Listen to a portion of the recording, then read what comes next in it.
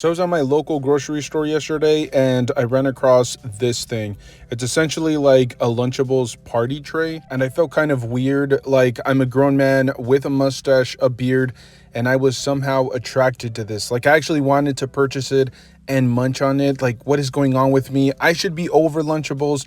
I'm a grown 30-year-old, okay? And I've actually tried recreating Lunchables, just like buying really good crackers and some really good cheese and a piece of ham, and it just doesn't work. It just doesn't taste the way that Lunchables do. I'm not sure what the secret ingredient is there, but there's something special about them. They should actually stop doing all these weirdo documentaries about absolute nonsense and do like an entire full-on investigation on the secret ingredient to Lunchables. What makes them so ridiculously delicious? Somebody please explain. But anyways, enough nonsense. Let's get straight into today's video. And look, I'll be honest with you guys. I said that I was going to go away from this topic because it's boring.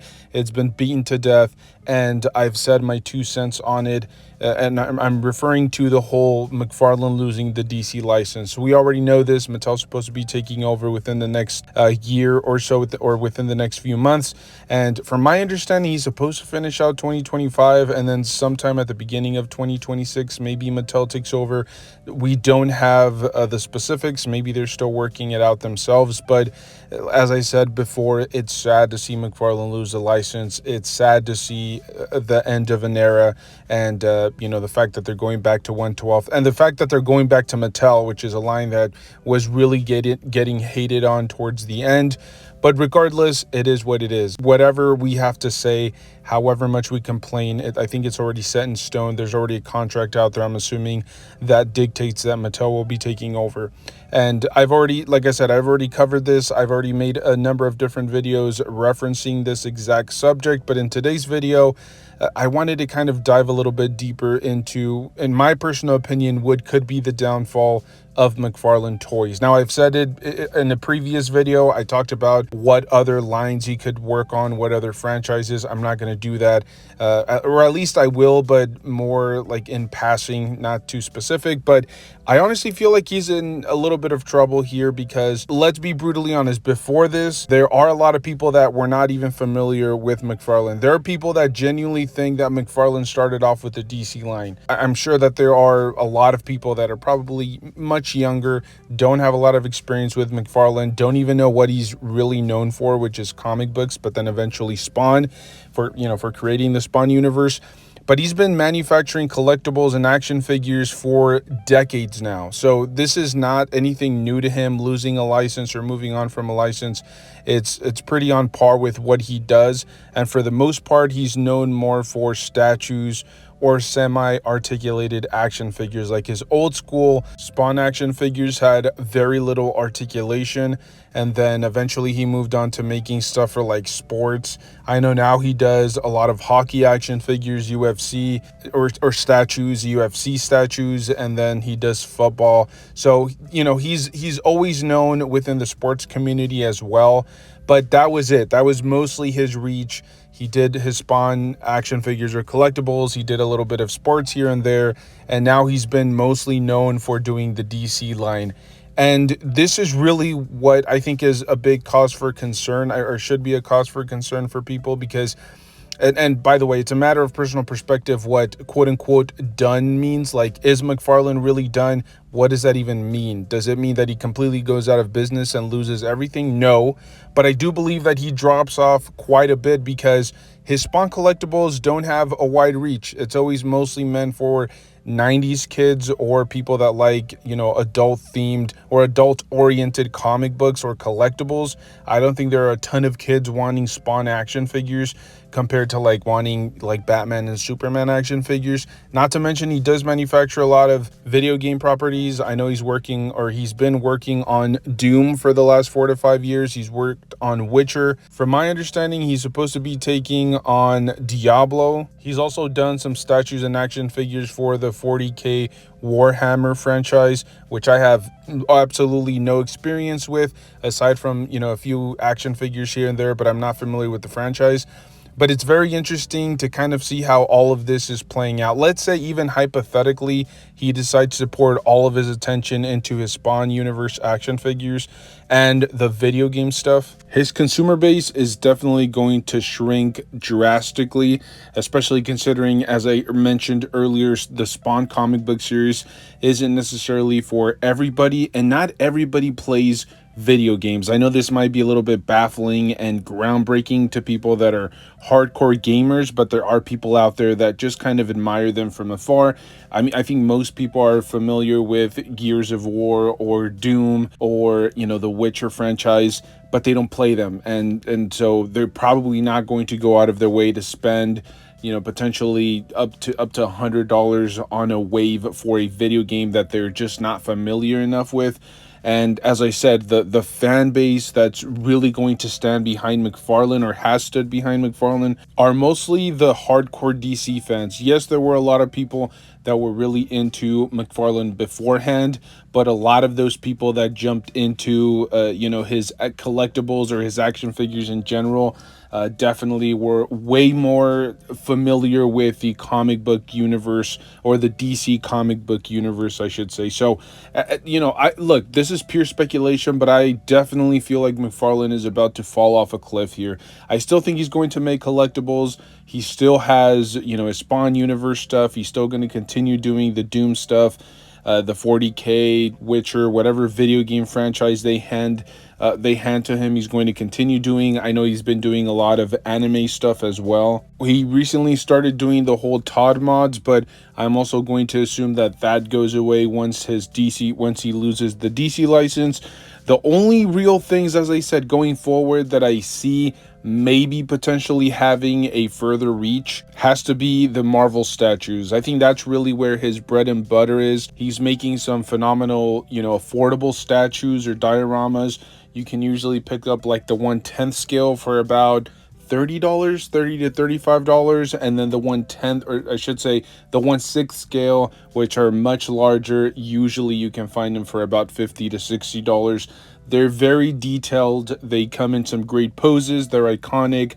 They're some of the best, Marvel comic book characters that we've ever seen. And some of them are essentially just replicating great comic book covers. Some of them are his actual, his own art. So I think that's definitely something that he's going to pour a lot of attention and a lot of effort towards.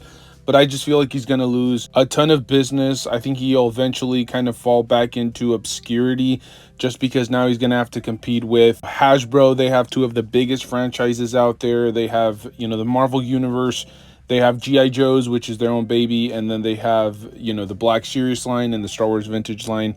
And then if you look at, what Mattel's going to have, they still have the wrestling stuff. And now they're going to start working on DC. So I definitely feel like when somebody walks into a store, when collectors walk into a store, I think the first thing that they're going to go towards are going to be the main lines. The more popular stuff, anything superhero related, anything that's Transformers related, that's what they're going to jump in on. The rest of it, I think, will be left to maybe the extra money, maybe if they're on clearance somewhere. It's going to be tough, but I think people are eventually going to have to make some very tough choices.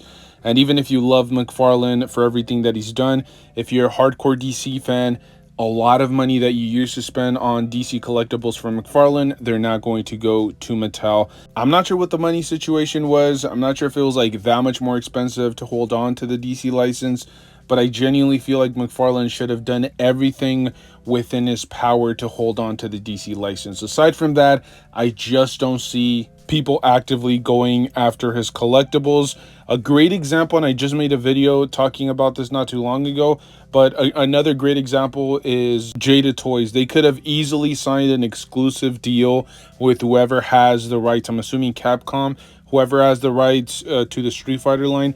They could have easily said, hey, we're going to be the only manufacturer to release action figures at that 1/12 scale. And I'm sure they probably had to fork over a little bit more, a considerably larger amount for the licensing rights. Unfortunately, they decided to not make this an exclusive deal, or I'm not sure if maybe there was a loophole. Maybe they only made an exclusive deal for the Street Fighter 2 video game.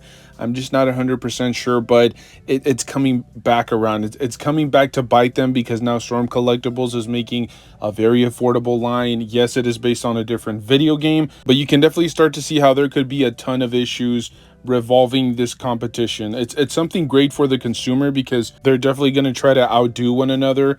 And so that's, again, that's extra, plastic, maybe some extra accessories, better paint apps, better, articulation, things of that nature.